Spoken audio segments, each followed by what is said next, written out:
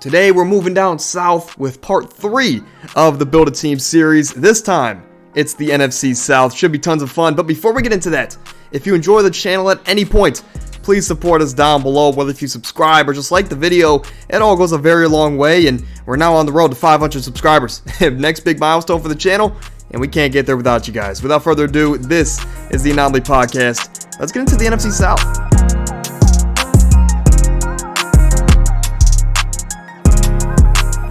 Alright, if you missed the first couple episodes of the series, here's the basic rundown. Here's how it works. We're gonna need to build a 4-player lineup. We're gonna need a quarterback, a running back, a wide receiver, and tight end. We can only use the teams from this division. So today we have the NFC South with the Saints, Falcons, Panthers, and Tampa Bay Buccaneers. And here's the twist though. 1 player each team. And all of these players based off of current day fantasy football ADP. We can only build this lineup with players from the 3rd round or later. So no Bijan Robinson here in today's video, as he is a 1st round pick on consensus. So we're going to need to build a value team so we can still talk about sleepers that could really win your team, your fantasy leagues, because it's easy to start your draft, but can you finish it? So that's the basic gist, and let's hop into it here with Derek Carr at the quarterback position. Again, so we can't use Alvin Kamara, we can't use Michael Thomas or Chris Olave or Jamal Williams, right? But here we go, Derek Carr. I mean, you can get him in the early 13th round. He's a 19th quarterback going off the board. And again, some other values here for the Saints. Michael Thomas in the late 8th round, Alvin Kamara in the late 9th round, or even Jamal Williams in the middle of the 11th. These are all guys that you can draft that I believe are values at their current draft day position. Moving over to Derek Carr though, I mean, this is a guy that's coming off of his worst career year. His interception rate was the highest of his career. His completion percentage was the lowest of his career. But good news for Derek Carr, he's had a change of scenery. He's now in New Orleans, and maybe he now has the best receiving options of his career, with Michael Thomas hopefully being healthy, with Chris Olave looking to take that 2nd-year superstardom leap, as well as a guy like Alvin Kamara, right, Mr. Consistent out the backfield. But this is maybe the best overall receiving weapons of his career. And with that being said, I do believe he's a QB2 with spot start upside, right? With the right matchup, maybe you can throw him in at home, and he can get you 15 to 17 points on a week-to-week basis.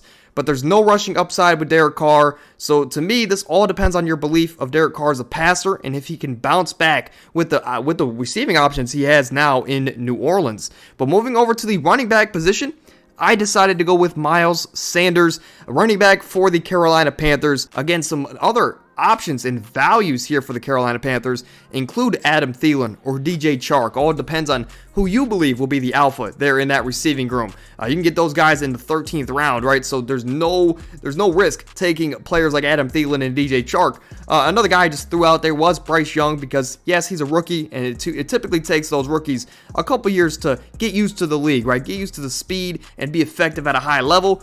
But I still throw him on there because what if he's different? What if he is a different? And plus, you can get him in the 15th round, so at the very end of your fantasy drafts. Now we're going to move over to Miles Sanders. I chose him as the running back from the Carolina Panthers and for this division. But Miles Sanders recently signed with the Carolina Panthers, reuniting him with familiar faces like Deuce Staley and Frank Reich, guys that helped jumpstart Miles Sanders' career there in Philly. But last year, Miles Sanders finished as the running back 10 in half PPR scoring. He finished as the running back 13 in full PPR scoring. And a big part of that, to me, the jump from 2021 to 22, was no doubt the touchdown difference. In 2021, he had 0 total touchdowns the entire year. In 2022, however, it was the complete other side of the spectrum. He had 13. But Sanders is now going to be guaranteed the rushing work there in Carolina. There's no real competition, and he's going to be behind a top 10 offensive line rated per PFF from last year. The intrigue here, though, for me, is his potential passing work, right? His receiving work that he could get there in Carolina, as we saw his best receiving season was in his rookie year when he had Deuce Staley and Frank Reich, right? In that season, he had 50 receptions, over 500 yards, and a couple touchdowns through the air. So that is the intrigue for me, because the receiving potential is there now, along with the guaranteed rushing work. Not to mention, I mean, there's not much competition there for Sanders, like I mentioned, so he's going to have that workhorse 3-down back role in Carolina, and if you can get that in the 6th round of your drafts, it is a steal, and it's not that big of a risk because you're getting a player that is guaranteed touches and at a high volume. So that is going to be my running back for this division. in Miles Sanders. Moving over to the receiver position, and this is kind of either or, whatever you prefer.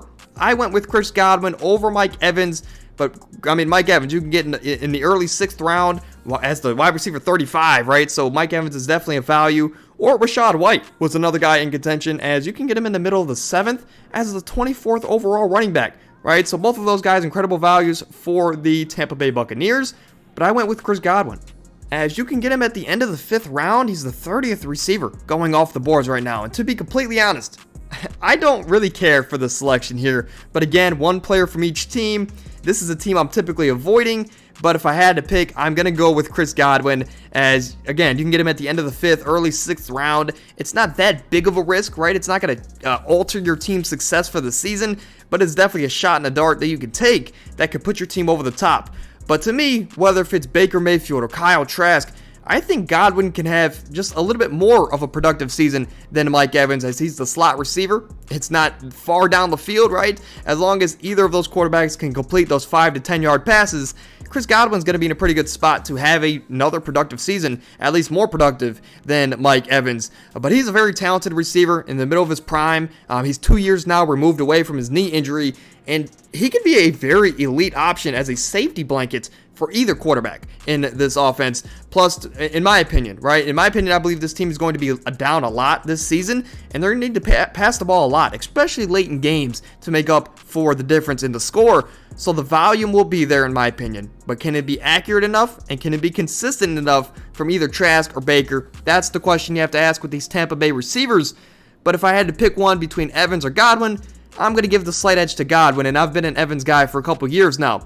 We're going to close off here with the tight end position with Kyle Pitts. Go Gators, as he is maybe one of the greatest college football players I've ever witnessed with my 2 eyes.